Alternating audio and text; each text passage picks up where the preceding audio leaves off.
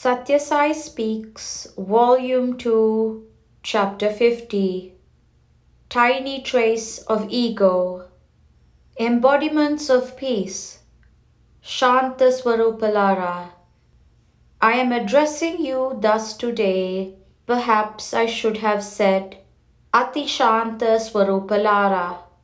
For you have shown not only peace, Shanti, but extreme calmness, Ati Shanti. Not merely forbearance. You have been squatting on the floor for nearly 3 hours. Perhaps you yourselves have not realized it because Bulusu Appanna Shastri's learned discourse on the Gita and Kalluri Veerabhadra Shastri's interesting discourse on the Bhagavata entranced you greatly. I realize that you also want me to speak. These florists from Bangalore, devotees for many years, why, for 20 years I should say, are preparing a floral swing, insisting that I sit on it and give audience to all. I have given them my word that I shall not disappoint them, so I shall be very brief. You will have known by now that the Chinese, on their own accord, prompted by the mysterious working of a higher power, withdrew from the advance lines they held on the night of the 22nd, and, as I said, my birthday was celebrated in an atmosphere of joy. Some unseen force caught them by the neck and hurled them back. People are impelled forward in aggressive warfare by the demoniac power or greed and lust, but they are compelled to retrace their steps by God, by the divine power. Appanna Shastri is the doyen among the scholars of the Gita. The Gita has as many commentaries written on it as there are hairs on my head. Yellappa's commentary attempts to distort the Gita into a Yellappa Gita, while Mallappa, by his commentary, proves that it is a Mallappa Gita and nothing else. Everyone forgets it is Bhagavad Gita, the Gita that Krishna taught and Arjuna learned. What was Arjuna's condition and how did Krishna cure it? That question has been tackled only by the commentary of Sankaracharya. Role of Brahmana in society. Appanna Shastri said that the avatar comes to establish righteousness and that it is achieved by fostering and safeguarding the Brahmins. A Brahmana is one who is installed in the essential nature of Supreme Being, Brahma Tattva, who has realized that the Brahman is the truth, Brahma Satyam, and no other, or at least one who is keenly following the discipline prescribed for attaining that knowledge. The Brahman is the instrument by which society has to excavate the treasure of sacred knowledge of the absolute reality, Brahmanyana. Some individual instruments have become blunt and unfit. Why? Many have lent themselves to other purposes and so rendered themselves inadequate for the task. But there is no doubt that the instrument can be fashioned again out of the same metal. The Brahman can, even now, restore faith and morality by devoting themselves to the original function for which they were designed by the founders of the Sanatana Dharma, eternal religion.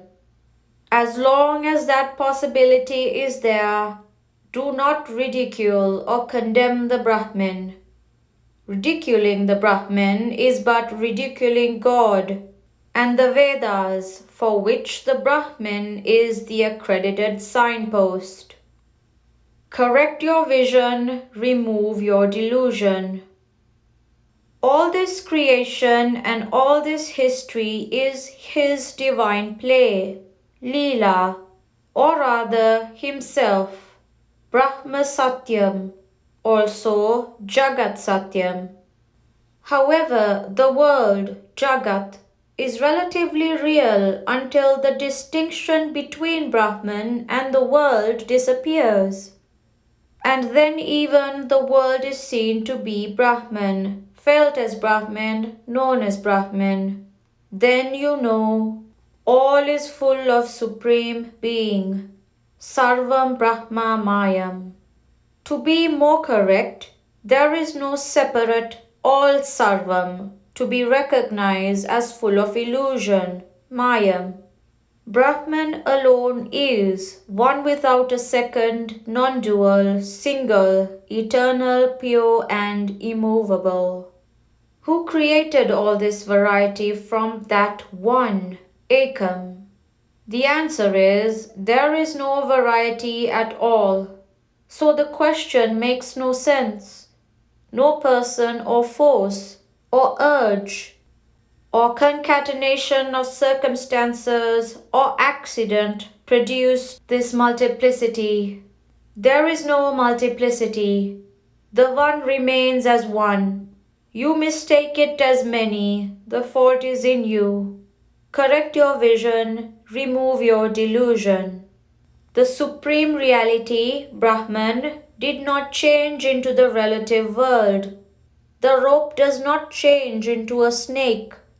Only you mistook it to be a snake. Brahman is Brahman forever and ever. Your ignorance of this fact makes you see it as the world. The world stands on one leg, delusion. Cut down that leg and it falls. You experience the disappearance of this variety, this multiplicity, this prakriti, this world, based on delusion every day. But you do not hold on to that experience. That is the tragedy. When you sleep, what happens to your world? In what are all your manifoldnesses subsumed? What is the source of the feeling of joy that sound sleep brings? Sleep keeps a tiny trace of the ego as a memento of the world. So, when you are awake, you are the same deluded individual, pestered by creatures of your own fantasies. That is why I very often tell you not to identify even me with this particular physical build-up. But you do not understand. You call me by one name only and believe I have one form only. Remember, there is no name I do not bear. There is no form that is not mine. Prashanti Nilayam, 1962, November 24th. If your thoughts center around the body, you will have worries about pains and illnesses, real or imaginary. If they are centered on riches, you will be worried about profit and loss, tax and exemption, investment and insolvency.